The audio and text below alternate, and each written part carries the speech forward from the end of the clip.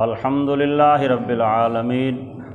والصلاة والسلام علی سید الانبیاء والمرسلین یسألونک عن الأہلہ قل ہی مواقیت للناس والحج وليس البر بأن تأتوا البيوت من ظهورها ولكن البر من اتقى وأتوا البيوت من أبوابها واتقوا الله لعلكم تفلحون صدق اللہ العظیم۔ احباب دی وقار، آج ہمیں سورہ بقرہ کی آیت نمبر 199 پڑھنے کی سعادت حاصل ہو رہی ہے۔ اس آیت مقدسہ کے دو حصے ہیں اور دو احکام اس میں بیان فرمائے۔ دونوں حصوں کے مفسرین کرام نے علیحدہ علیحدہ سے شان نزول بیان فرمائے۔ جو پہلا حصہ ہے اس میں چاند کے متعلق حکم بیان فرمایا کہ چاند کا مقصد کیا ہے، یہ کس لیے ہے، اور آیت کے دوسرے حصے میں لوگوں کا ایک باطل نظریہ تھا، ایک باطل رسم تھی، اس کا رد رب تعالیٰ نے فرمایا۔ تو ارشاد فرمایا یسألونک عن الأہلہ، اے پیارے حبیب، لوگ آپ سے چاند کے متعلق سوال کرتے ہیں، پہلی کے چاند کے متعلق سوال کرتے ہیں۔ قل، آپ انہیں فرما دیں، ہی مواقیت للناس والحج، کہ یہ جو چاند کا معاملہ ہے یہ لوگوں کے لیے عبادات اور حج کے وقت کو بیان کرنے کے لیے ہے۔ اس کے شان نزول کے حوالے سے مفسرین کرام نے ایک روایت نقل کی کہ حضرت سیدنا معاذ بن جبل رضی اللہ تعالی عنہ اور ایک دوسرے صحابی نے حضور کی بارگاہ میں یہ سوال کیا کہ یا رسول اللہ، یا حبیب اللہ، یہ چاند کا کیا معاملہ ہے کہ کبھی یہ بالکل باریک لکیر کی طرح ہو جاتا ہے، کبھی آدھے ٹکڑے کے شکل میں ہو جاتا ہے، کبھی پوری ایک گول سی ٹکیا بن جاتی ہے، آہستہ آہستہ پھر چھوٹا ہونا شروع ہو جاتا ہے، اس کے بارے میں کیا معاملہ ہے؟ تو رب تعالیٰ نے ان کے سوال کا یہاں پہ تذکرہ کیا، یسألونک عن الأہلہ، اے پیارے حبیب، لوگ آپ سے ہلال کے بارے میں، چاند کے بارے میں سوال کرتے ہیں کہ یہ موٹا پتلا بڑا کیوں ہوتا ہے؟ تو رب تعالیٰ نے اس کے باریک موٹے ہونے کی وجہ کو تو بیان نہیں کیا، اس کے مقصد کی طرف اشارہ فرمایا۔ ارشاد فرمایا قل ہی مواقیت للناس والحج، اے پیارے حبیب، آپ ان لوگوں کو تنبیہ فرما دیں، بتا دیں کہ یہ جو چاند کا معاملہ ہے یہ رب تعالیٰ نے لوگوں کے لیے عبادات کے اوقات کو بیان کرنے کے لیے اور حج کے وقت کو بیان کرنے کے لیے بنایا ہے۔ یہاں پہ مفسرین کرام نے ایک یہ بھی اشارہ دیا کہ بندے کو کسی چیز کی کیفیت کی طرف زیادہ توجہ نہیں کرنی چاہیے کہ وہ کیسی ہے، بندے کو چیز کے مقاصد کو دیکھنا چاہیے کہ اس کے مقاصد کیا ہے۔ یہی وجہ ہے کہ سوال تو چاند کی کیفیت کے بارے میں ہوا کہ یہ چاند موٹا پتلا اس طرح سے کیوں ہوتا ہے، تو رب تعالیٰ نے اس کے مقصد کو بیان فرمایا کہ یہ جو چاند اللہ نے بنایا ہے اس کا مقصد کیا ہے۔ تو اس کا مقصد یہ اللہ جل شانہ نے بیان فرمایا کہ یہ رب تعالیٰ نے لوگوں کے عبادات کے اور حج کے اوقات کو بیان کرنے کے لیے چاند کا پورا سسٹم بنایا۔ اور آپ نے دیکھا ہے ہماری جو بہت ساری عبادات ہیں وہ چاند کے حساب سے ہوتی ہیں۔ ہم نے روزے رکھنے ہیں تو حکم یہ ہے کہ چاند دیکھ کے روزہ رکھو، ہم نے عید کرنی ہے تو حکم یہ ہے کہ چاند دیکھ کے عید کرو، اسی طرح ہم نے قربانی کرنی ہے تو وہ بھی چاند کے حساب سے ہے، حج کرنا ہے تو وہ بھی چاند کے حساب سے ہے، اگر کسی بیوہ نے متعلقہ نے عدت پوری کرنی ہے تو وہ بھی چاند کے اعتبار سے۔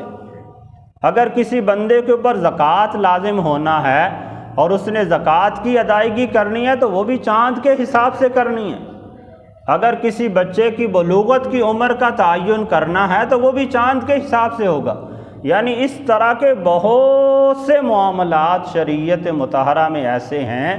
کہ جن کا تعین چاند کے اعتبار سے کیا جائے گا، سورج کے اعتبار سے نہیں کیا جائے گا، کیونکہ چاند کے اعتبار سے اور سورج کے اعتبار سے سال میں کچھ ایام کا فرق آ جاتا ہے۔ اگرچہ ہے چاند کا نظام بھی اللہ ہی کی طرف سے اور سورج کا نظام بھی اللہ ہی کی طرف سے، ہم یہ نہیں کہہ سکتے کہ قمری سال جو ہے یہ تو اللہ کی طرف سے ہے اور شمسی سال کسی اور کی طرف سے ہے۔ نہیں، قمری سال بھی اللہ ہی کی طرف سے ہے اور جو شمسی سال ہے یہ بھی اللہ ہی کی طرف سے ہے۔ تو کچھ عبادات رب تعالیٰ نے قمری حساب سے رکھی، جیسا میں نے بھی بہت سی گنوائیں، اور کچھ عبادات کا تعین ہمیں سورج کے ساتھ ہوتا ہے۔ جیسے ہم نے ہر روز پنجگانہ نماز ادا کرنی ہے تو یہ ہم نے چاند کے حساب سے نہیں کرنی، چاند کی پہلی ہے، آخری ہے، حج کا مہینہ ہے، رمضان کا ہے، اس کے ساتھ نمازوں کا کوئی سروکار نہیں ہے۔ نمازوں کا جو تعلق ہے وہ سورج کے حساب سے ہے کہ جب سورج طلوع ہونے والا ہے تو ہم نے فجر پڑھنی ہے، جب تھوڑا سا ڈھلے گا تو ہم نے ظہر پڑھنی ہے، جب غروب ہونے کے قریب ہوگا تو ہم نے عصر پڑھنی ہے، جب غروب ہو جائے گا تو پھر ہم نے مغرب پڑھنی ہے، اور جب اچھی طرح اندھیرا چھا جائے گا تو پھر عشاء پڑھنی ہے۔ تو اس میں چاند کی تاریخ کا کوئی تعین نہیں ہے۔ تو اس اعتبار سے مفسرین کرام نے بیان فرمایا کہ قمری سال کا تعلق وہ بھی اللہ ہی کی طرف سے ہے، اللہ نے بنایا ہے، اور جو شمسی سال ہے وہ بھی اللہ نے بنایا ہے۔ تو ہمیں اس چیز کی طرف خام خواہ اپنا وقت ضائع نہیں کرنا چاہیے کہ چاند بڑا کیوں ہوتا ہے، چھوٹا کیوں ہوتا ہے، یہ کیوں ہوتا ہے۔ جو اللہ تعالیٰ نے چاند کے ذریعے یا سورج کے ذریعے ہمارے اوپر احکامات نافذ فرمائے ہیں، جو عبادات مقرر فرمائی ہیں، ہمیں چاہیے کہ ہم ان عبادات کو کما حقہ ادا کریں۔ تو رب تعالیٰ نے اعلان فرمایا کہ آپ سے یا پیارے حبیب لوگ چاند کے متعلق سوال کرتے ہیں، آپ انہیں بتا دیں کہ یہ تمہارے لیے حج کے اور دیگر عبادات کے اوقات کو بیان کرنے کے لیے، لہذا تم ان عبادات کو بجا لاؤ۔ پھر آیت کا اگلا حصہ، وَلَيْسَ الْبِرُّ بِأَن تَأْتُوا الْبُيُوتَ مِن ظُهُورِهَا وَلَكِنَّ الْبِرَّ مَنِ اتَّقَى۔ فرمایا نیکی یہ نہیں ہے کہ تم اپنے گھروں کی پچھلی جانب سے گھروں میں داخل ہو،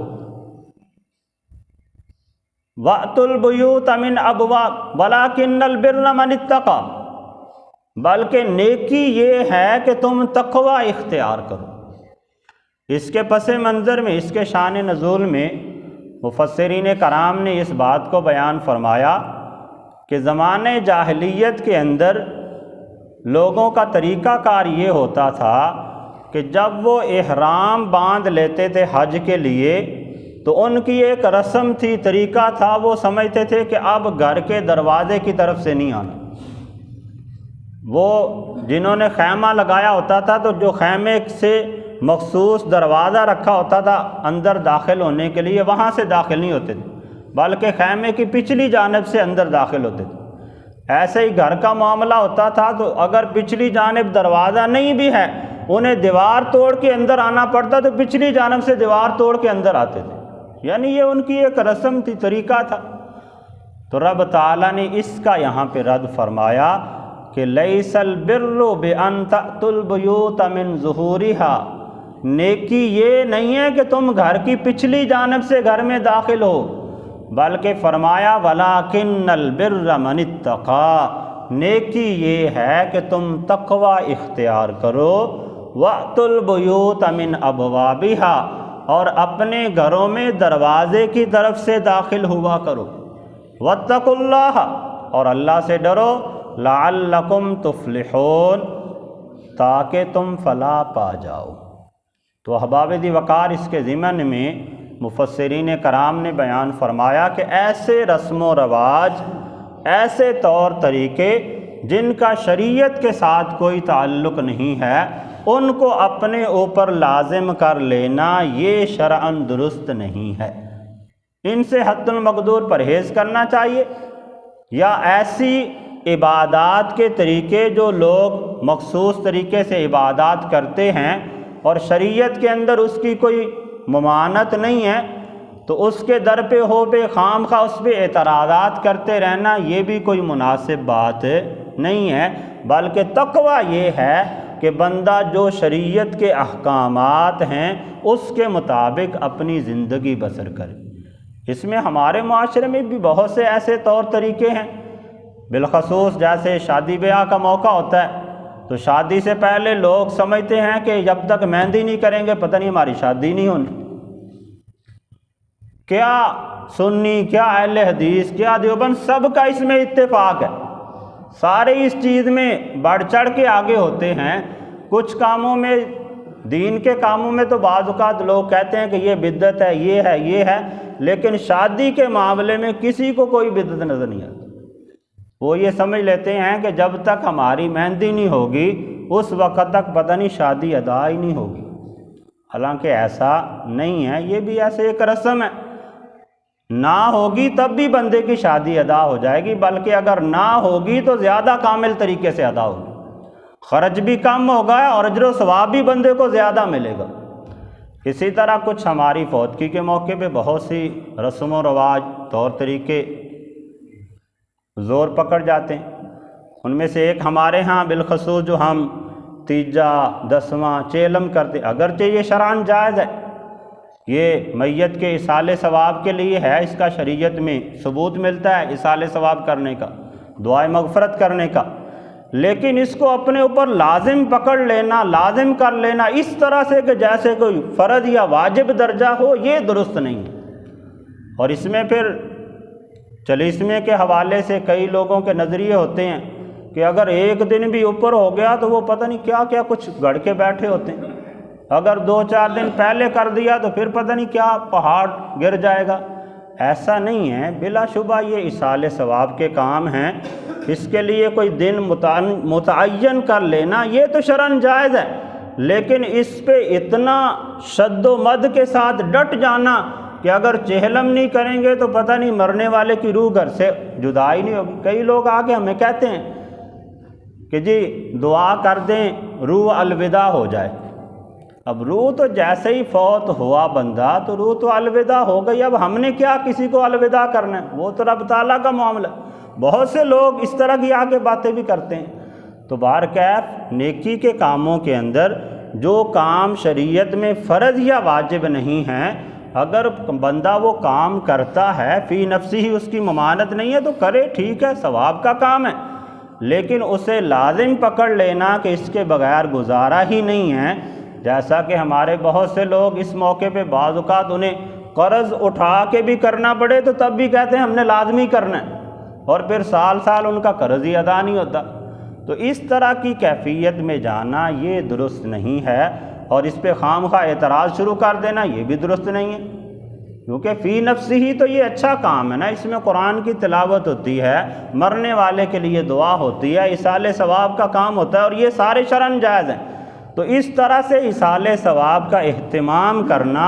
وہ تو فی نفس ہی جائز ہے، لیکن اس میں افراط و تفریط نہیں ہونی چاہیے، یعنی ایسا بھی نہیں ہونا چاہیے کہ بندہ اس کو واجب کا ہی درجہ دے دے، اور ایسا بھی نہیں ہونا چاہیے کہ بندہ اسے ویسے ہی حرام قرار دے دے۔ نہیں، جس کے پاس توفیق ہے،